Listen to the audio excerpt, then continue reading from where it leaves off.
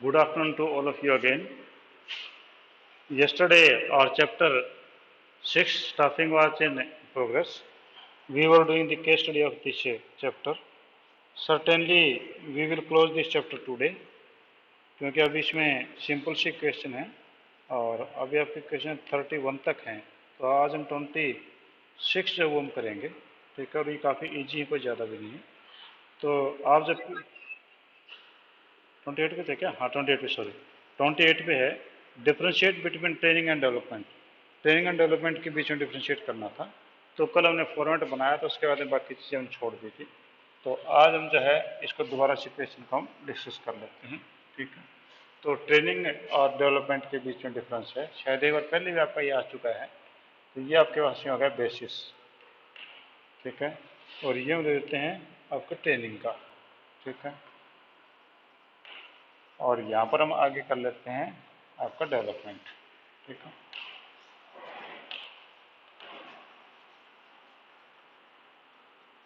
ये ले लेते हैं, ठीक है जी। अब हम सबसे पहले इसने जो बोला है वो बोला कि पर्पज, तो आपका ट्रेनिंग का पर्पज क्या है और डेवलपमेंट का आपका पर्पज क्या है। तो पहला आपका जो पर्पज है ट्रेनिंग का, वो तो आपका है कि डेवलप द स्किल। पहला आपका पर्पज है, पर्पज आपके पास में है। हाँ बेटा, ये तो अभी खाली क्लास कोई भी नहीं है।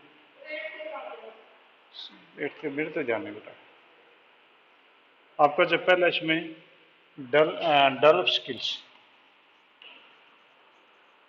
डेवलप स्किल्स, ठीक है, टू ए पर्टिकुलर जॉब।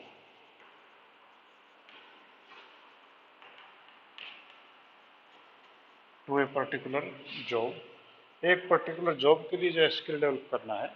जिस प्रकार से आपका अगर एक क्लर्क है, उसको हम टैली सिखा दें, तो वो जो है एक पर्टिकुलर जॉब में का इसमें स्किल आ जाएगा, बाकी उसके दिमाग में कोई असर नहीं पड़ेगा, ठीक है। जबकि कहता है कि purpose to develop a hidden total personality, develop hidden personality.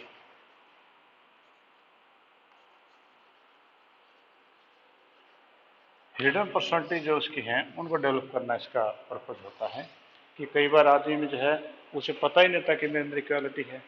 कि sometimes it happens that any student has never deliver lecture in a crowd, and if the teacher make him to deliver a lecture in the classroom and he feels that he could or she could deliver a good lecture, then he or she could be a good leader also. तो उसमें quality का उसको पता नहीं था कि मैं board के लिए नहीं बेटी, आपका वो एक बार उस पर जाओ दोबारा से फ्लाइट मोड पे जा करके फिर वापस करो, मेरे यहाँ ठीक है सब कुछ आपका जो। हाँ, कई बार जो है आपके जो बच्चों को मैं कॉन्फिडेंस नहीं होता कि वो लेक्चर दे सकते हैं।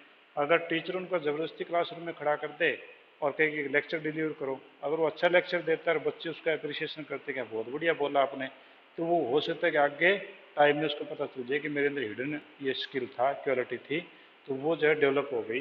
तो इसी प्रकार से जो हिडन पर्सनैलिटीज हैं उनको जो फाइंड आउट करना, ये आपका डेवलपमेंट का काम होता है। नेक्स्ट है लेवल ऑफ ट्रेनिंग इन्वॉल्व, यानी लेवल ऑफ ट्रेनिंग। दूसरा है लेवल ऑफ ट्रेनिंग, ट्रेनिंग का लेवल कौन सा होता है। तो यहाँ पर कहता है कि अदर देन मैनेजर्स होता है, training involves person other than manager and executive. Other than मैंने, हाँ बोलिए बेटा, बोलिए।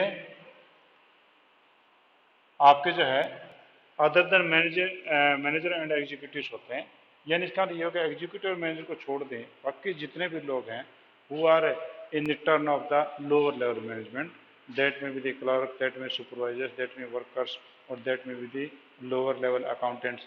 तो वो सारे के सारे जो है इसके अंदर शामिल होते हैं। इसके अंदर कौन होते हैं, तो इसमें अगर मैनेजर शामिल नहीं तो यहाँ पर मैनेजर होंगे, तो यहाँ पर होगा manager, manager and executives. Manager और एग्जीक्यूटिव्स जो हैं वो इसके अंदर शामिल होते हैं। तो यहाँ पर जो लेवल ऑफ ट्रेनिंग है वो यहाँ पर आपके लोअर लेवल के होते हैं और वहाँ पर आपके हायर लेवल के होते हैं। Scope of learning, learning scope क्या होगा? तो लर्निंग स्कोप है, आओ सर। गाड़ी का कूलेंट पड़ा था कल। हाँ, वो गाड़ी का एक्चुअल में थर्मोस्टेट है और पंप खत्म हो गया वो। हाँ। अच्छा, थर्ड आपके पास में है लर्निंग स्कोप।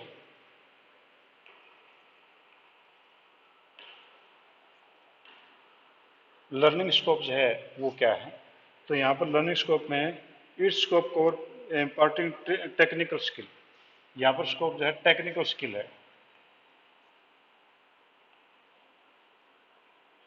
टेक्निकल स्किल का स्कोप इसमें ज़्यादा होता है। Means a clerk is with you, he didn't know to operate the computer, you get him trained in computer center, it means he get a technical knowledge to operate the computer। Computer चलाना उसने सीख लिया, तो यहाँ पर technical skill जो है वो इम्पार्ट की जाती है। जबकि यहाँ पर कहता है कि scope covers imparting human and conceptual skill. यहाँ पर human and conceptual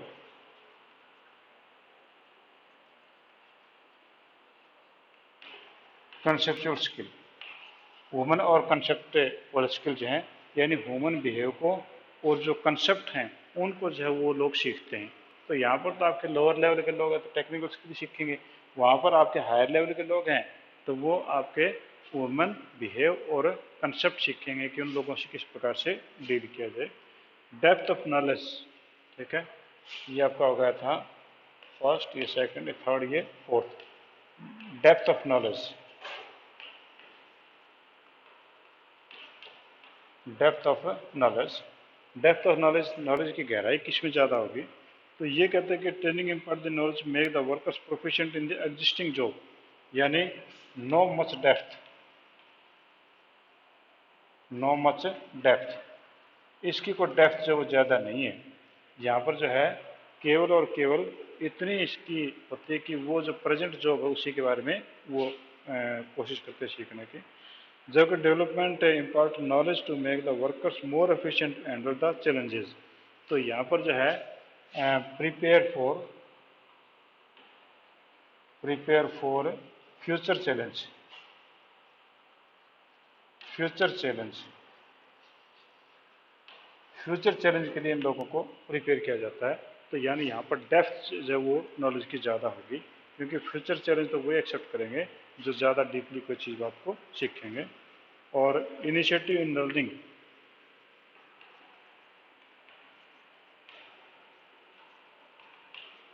initiative in learning,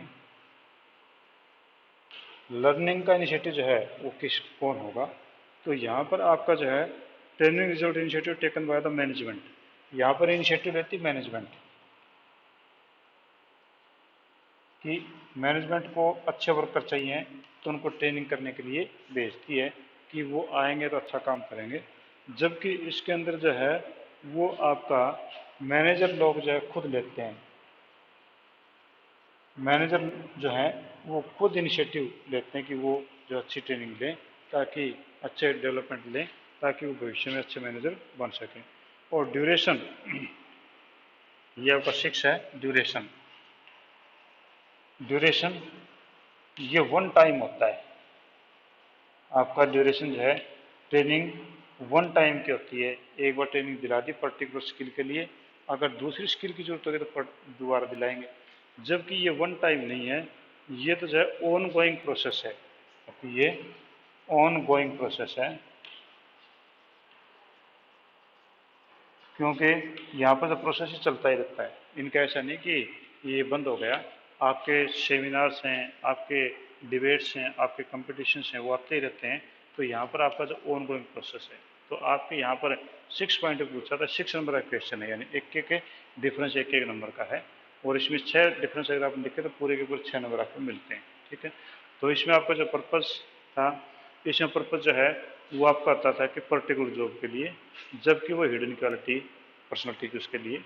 इसमें लेवल ऑफ जो ट्रेनिंग है वो other than manager and executives हैं, उसमें मैनेजर और एग्जीक्यूटिव लोग होते हैं। लर्निंग स्कोप, इसमें टेक्निकल सीखा जाता है। उसमें ह्यूमन बिहेव और कंसेप्ट सीखे जाते हैं। डेप्थ ऑफ नॉलेज कोई ज़्यादा डेप्थ नहीं है इसमें। जो depth of knowledge future manager challenges के लिए ज़्यादा जरूरी होती हैं। इसमें जो इनिशिएटिव मैनेजमेंट खुद लेती है कि लोग उनको ट्रेनिंग दिलाए। इसमें मैनेजर खुद जो कोशिश करते हैं कि उन लोगों को ऐसी ट्रेनिंग मिले। और ड्यूरेशन इसमें वन टाइम होता है, ये ऑनगोइंग प्रोसेस से होता है। हाँ जी, कोई क्वेश्चन आप पूछना चाह रहे इससे रिलेटेड? कोई क्वेश्चन आपका क्वेरी है, यू कैन आस्क प्लीज, नहीं तो फिर मैं आगे चलता हूँ। ठीक है, हाँ जी, तो मैं आगे जो है 29 के ऊपर आता हूँ कि what is the importance of staffing function in today's environment, यानी इम्पोर्टेंस ऑफ स्टाफिंग आ गया इसमें। ठीक है, तो इम्पोर्टेंस ऑफ स्टाफिंग तो ईजी है और कई बार मैं करवा भी चुका हूँ आपको। तो मैं आपके जो है एक बार फिर मेन टॉपिक में लिख देता हूँ कि इम्पोर्टेंस कौन कौन सी हैं। तो इसमें प्रेजेंट सिनेरियो का कोई तुक नहीं है, ये तो हमेशा ही होती इम्पोर्टेंस, आज के सिनेरियो में कोई ज़्यादा थोड़ी है।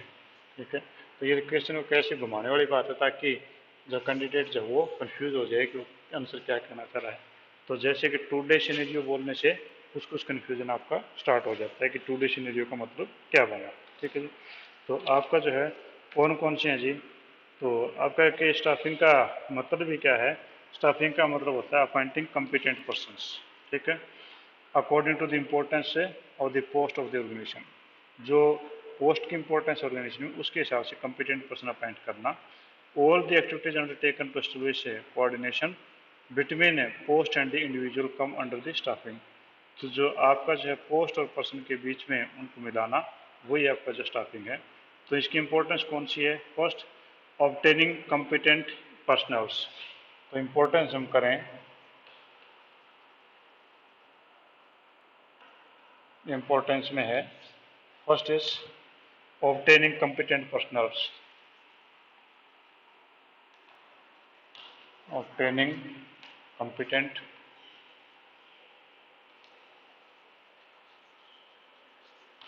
personnels।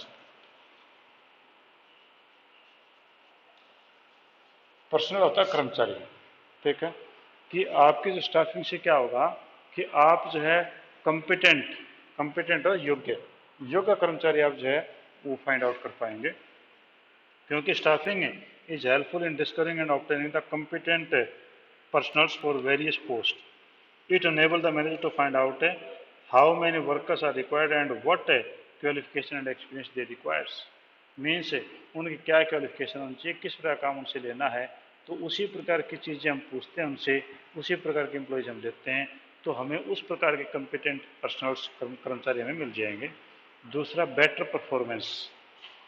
Second is better performance.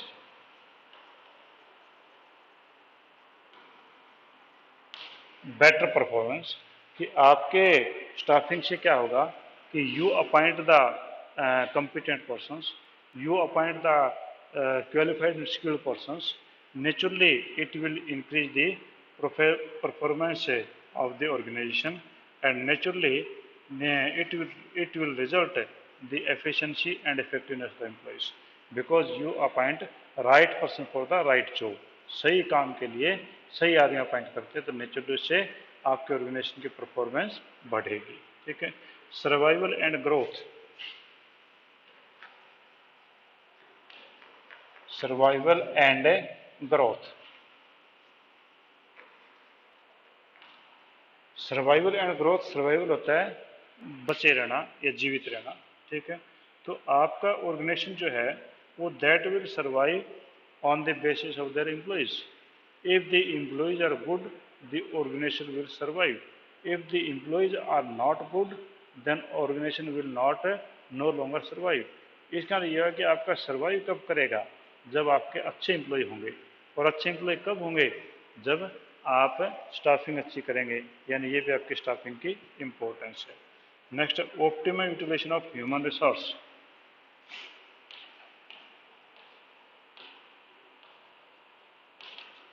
Optimum resource, optimum use of human resource.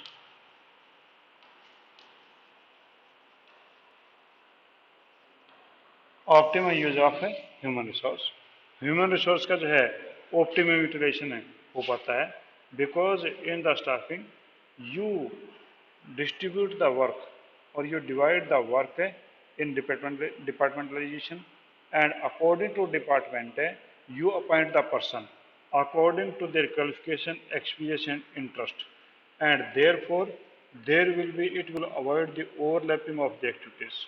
जब आपकी ओवरलैपिंग ऑफ एक्टिविटीज जब खत्म हो जाएंगी तो यानी आपका ह्यूमन रिसोर्स अच्छा यूज हो पाएगा। यानी एक काम को 2 या 3 आदमी या 4 आदमी बार बार करें तो वो आपका ह्यूमन रिसोर्स जो है वो बेकार जा रहा है। ठीक है ना, कि अगर आप ये कहें कि एक जगह जो आपने किसी को गेट कीपर को लगा रखा है और उसी जगह 4 गेट कीपर बैठे हैं तो गेट कीपर तो एक ही रखवाली कर लेगा गेट की, 4 लगाने की क्या जरूरत है वहाँ पर अगर आपने ढंग से स्टाफिंग किया होगा तो फिर वहाँ पर 4 लगाने की जरूरत नहीं, फिर तो एक ही जो गेट कीपर वहाँ पर आप रखेंगे। ठीक है, तो यानी आपका ह्यूमन रिसोर्स का बेटर यूटिलाइजेशन होगा। Improve job satisfaction and morale of employees, improve job satisfaction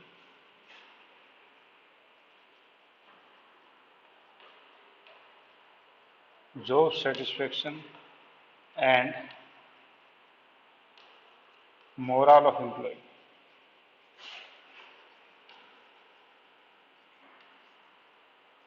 आपके जो एम्प्लॉय हैं उनका जॉब सेटिस्फेक्शन भी होगा, because in staffing you pick up the person according to the qualification of the job, और जिस जॉब के लिए उस आदमी को रखा गया है उस वो एफिशिएंट होगा उसमें, और एफिशिएंट होगा नेचुरली वो सेटिस्फाई भी होगा, because you have given the him the work according to his interest.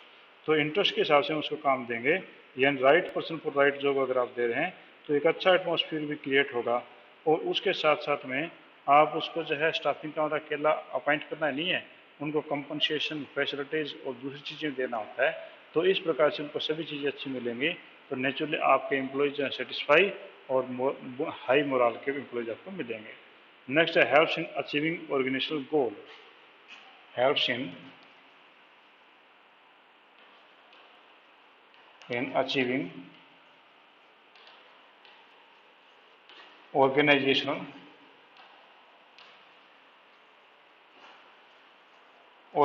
गोल। आपके जो ऑर्गेनाइजेशनल गोल है उनको अचीव करने में भी ये हेल्प करता है।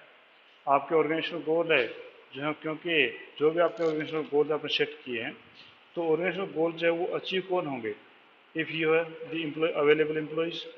और अगर आपके पास एम्प्लॉयज़ अवेलेबल नहीं है या अच्छे एम्प्लॉयज़ अवेलेबल नहीं है तो आपकी जो लेबर कॉस्टें बढ़ेंगी, आपका वेस्टेज भी बढ़ेगा और आपकी जो एफर्ट एंड एनर्जी हैं वो भी आपकी बेकार में जाएंगी, आपकी प्रोडक्टिविटी और क्वालिटी प्रोडक्ट है वो भी काफ़ी डाउन चला जाएगा। तो इस प्रकार से आपका जो है ऑर्गेनाइजेशनल गोल जो वो अचीव नहीं हो पाएगा।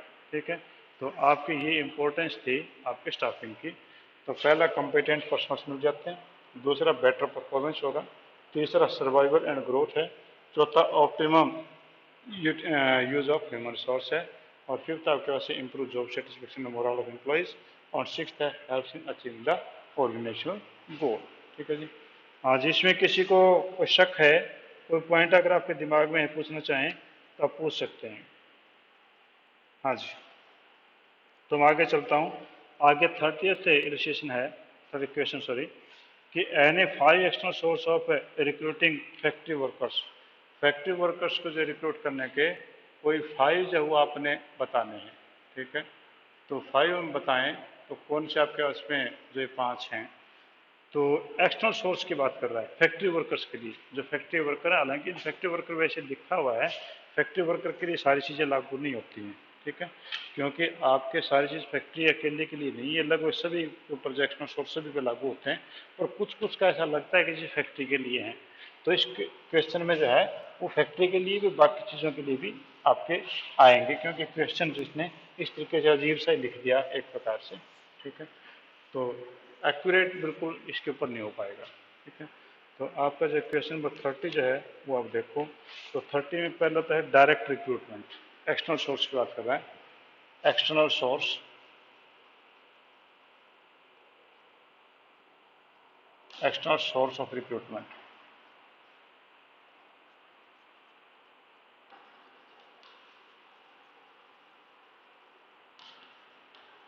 External source of recruitment. External source of recruitment कौन कौन से हैं वो देखो। तो पहला आपके पास है जी डायरेक्ट रिक्रूटमेंट।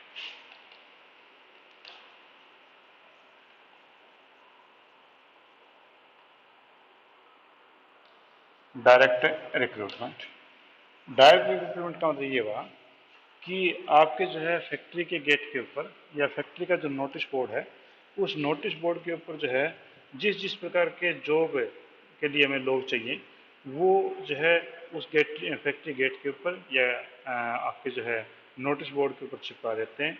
और बाहर से जो भी जॉब सीकर्स होते हैं, वो सुबह के टाइम में, क्योंकि आप फैक्ट्री एरिया में देखोगे ना, तो सुबह जो मजदूर जो है वो साइकिल लेकर के निकलते हैं, गेट और फैक्ट्री गेट के ऊपर जो है कुछ लिखा मिल जाता है कि हेल्पर चाहिए, ये चाहिए, वो चाहिए, और उस फैक्ट्री में जाकर बात कर लेते हैं। ठीक है, तो इस प्रकार से जो है वो डायरेक्ट रिक्रूटमेंट आपकी कहलाती है कि कोई इंटरव्यू में कोई कुछ नहीं, गेट के ऊपर लिख दिया कि भैया हमें इतने आदमी चाहिए, और वो लोग जो उनसे सीधे मिलेंगे तो सीधे मिलेंगे, उनको नौकरी पे रख लेंगे, उस दिन के लिए रख लेंगे, सदा के लिए नहीं, उस दिन के लिए रख लेंगे। अगले दिन उनके पास काम है तो उनको बोल देंगे आ जाना, नहीं काम है तो नहीं। अगला बंदा कहते कल मैं नहीं आऊँगा तो ना आना। गेट के ऊपर बोर्ड लगा मिलेगा, जो पहले बंदा आएगा उसको अपॉइंट वो लगा लेंगे, और जो बंदा नहीं आया उसको रहने देंगे। तो इस प्रकार के जो है वर्कर्स को हम कैजुअल कॉलर या बदली भी बोलते हैं, कैजुअल कॉलर बोल देते हैं, या इनके लिए वर्ड जो है वो बदली भी होता है। और उनका जो रेमुनेशन होता है वो आपका डे टू डे बेस पे, डेली बेसिस पे उनका रेमुनेशन होता है। उनको सुबह काम पे लगा, शाम को उनके पैसे दे करके उनको विदा कर देते हैं। ठीक है जी, तो पहला तो डायरेक्ट रिक्रूटमेंट, तो फैक्ट्री काम में आता है ये। ठीक है, दूसरा आपके पास है casual collar. Casual collar, casual collar वो होते हैं कि कोई वर्कर जो है वो उसको नौकरी की जरूरत है, वो एप्लीकेशन आपके पास में रिसेप्शन पे दे गया, और रिसेप्शन पे देने के बाद जैसे ही वर्कर की जरूरत पड़ी हमने उसको फ़ोन करके बुला लिया, तो ये आपके कहलाते हैं कैजुअल कॉलर्स।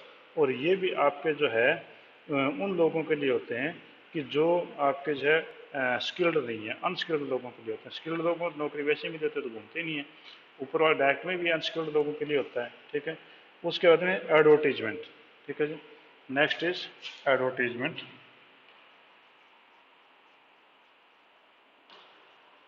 एडवर्टाइजमेंट, एडवर्टाइजमेंट है जो ये हमें किसी न्यूज़पेपर में, किसी लोकल अखबार जो उसके अंदर, या जिस टाइप के लोग हमें चाहिए उस प्रकार के जब हम एडवर्टीजमेंट देते हैं तो ये एडवर्टीजमेंट के द्वारा भी आ सकते हैं। और नेक्स्ट है कैंपस रिक्रूटमेंट। तो आपका फोर्थ है कैंपस रिक्रूटमेंट। रिक्रूटमेंट, अब कैंपस रिक्रूटमेंट है तो आप समझ ही गए होंगे कि यूनिवर्सिटी, कॉलेज या मैनेजमेंट के इंस्टीट्यूशन में जाकर के रिक्रूटमेंट कर लेना, वो आपका कहलाता है कैंपस रिक्रूटमेंट। ठीक है जी, तो ये आपके लास्ट वाले 2 पॉइंट तो आपके वर्क से सीधे नहीं जुड़े हैं, और हो सकता है कि हम उनको वर्कर मानते हों, तो ऐसा भी हो सकता है। ठीक है जी, एनी पॉइंट, कोई चीज़ आप पूछना चाह रहे हैं तो। थर्ड पॉइंट में आप देखो, आपका जो है एडवर्टाइजमेंट, तो आप जो है कोई भी एडवर्टाइजमेंट न्यूज़पेपर में दे दो तो उससे आपके लोग जो एप्लीकेशन देंगे, और इस प्रकार से आपकी एक्सटर्नल सोर्स हो गया तो वहाँ से आप भर्ती कर सकते हैं। जैसे कि अगर आपको वर्कर चाहिए, लेबर क्लास चाहिए, तो आपका जो छोटा मोटा अखबार है नवछोर हो गया, या आपका दैनिक भास्कर हिसार भास्कर हो गया, इस टाइप के में आप ऐड दे दोगे, तो जो लोअर कैटेगरी के वर्कर्स हैं और हैं अनस्किल्ड हैं, उनको रोज़गार चाहिए तो वो वहाँ पर जा सकते हैं। और अगर आपको हायर कैटेगरी के चाहिए तो आप इंग्लिश न्यूज़पेपर में या कोई मैगजीन में उसमें आप दे सकते हैं, या टीवी, रेडियो स्टेशन, या और कोई ऐसा एडवर्टीजमेंट यानी वेब डिज़ाइनिंग, उसमें कहीं पर भी आप दे सकते हैं। तो ये आपका एडवर्टाइजमेंट होता है। कैंपस रिक्रूटमेंट का मैंने आपको बताया था, परसों में टॉपिक आया था कि कैंपस रिक्रूटमेंट में से the company requires the fresh talent, the companies make a contact with the management institutes, engineering colleges or the other type of the professional colleges.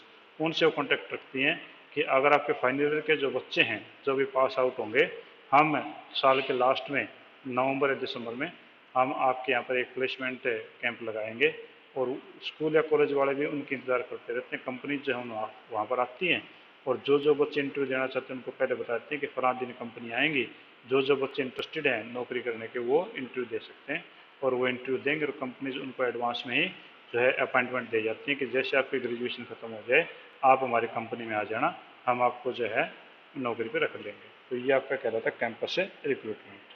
हाँ जी, और कोई point please.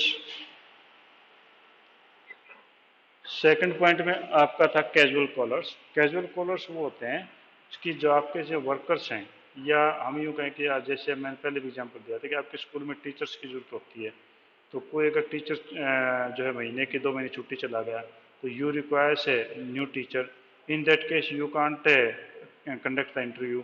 If any biodata is linked with your principal, the principal will call him telephonically and call him for the classes for the next days. तो उनको जो बोल देगा कि भैया आप आके क्लास ले लो, आपने 2 महीने पढ़ाना, आपको तनख्वाह ये हम देंगे, और इस प्रकार से वो आ जाते हैं। तो इसी प्रकार से वर्कर भी फैक्ट्री के अंदर जो है कई बार बायोडाटा दे जाते हैं कि अगर जरूरत हो तो हमें बुला लेना, तो फ़ोन करके उनको बुला लेते हैं। ये कहलाता है कैजुअल कॉलर्स। ठीक है जी, कोई और पॉइंट पूछिए। हाँ जी, लास्ट आपका क्वेश्चन है define the staffing process and various step involve. आपके स्टाफिंग प्रोसेस है में कौन कौन से स्टेप इन्वॉल्व हैं, तो ये तो आपके किताब से भी कर लोगे, कोई ऐसी खास बात नहीं है। तो इसमें आपके जो है 9 प्रकार के जो इसमें पॉइंट हैं। पहला एस्टिमेटिंग मैन पावर रिक्वायरमेंट, दूसरा रिक्रूटमेंट, तीसरा सिलेक्शन, चौथा प्लेसमेंट एंड ओरिएंटेशन, पांचवा आपका है ट्रेनिंग एंड डेवलपमेंट, छठा आपके पास में परफॉर्मेंस अप्राइजल, सातवां आपके पास में है प्रमोशन एंड कैरियर प्लानिंग, आठवां आपके पास में है कंपनसेशन, और नौवां जो है उसके बाद में है वो आपके पास में नौवां तो ये है, इसमें 8 पॉइंट, इसमें नौवां वैसे दे रखा है, 8 ही पॉइंट होते हैं नॉर्मली, 8 ही हमारे 6 ही है वैसे देखा जाए तो, ये एक दो मर्ज किए हुए इसने यहाँ पर एक्सप्लेन ज़्यादा कर रखा है। ठीक है जी, तो अभी कोई अगर आपका क्वेश्चन है तो अरेंज कर सकते हैं, 1-2 मिनट आपके पास में है। Otherwise today tomorrow is Sunday and next day is the Rakshabandhan, तो इन एडवांस आपके लिए रक्षाबंधन की बधाइयाँ, और हम जो है ट्यूसडे फिर आपसे मिलेंगे। कोई पॉइंट है आपसे पूछना है, बोलिए बोलिए। ये तो बेटा हर बुक में अलग अलग है, मिल लेते के पॉइंट वही के वही हैं। आप 8 पॉइंट ज़्यादा कर लोगे तो ज़्यादा बेटर है, 8 पॉइंट जो एक्सपीरियंस में ज़्यादा बेटर होते हैं। और 5 पॉइंट में जो ना वो थोड़ा सा कन्फ्यूजन हो जाता है कि 5 पॉइंट में ना हम पार्ट बनाते हैं, 8 पॉइंट में पार्ट नहीं बनाते, सीधे के सीधे हो जाते हैं। ठीक है ना, ये फर्क और कोई फर्क नहीं है। ठीक है बेटा, thank you, have a nice day, फिर मिलते हैं हम।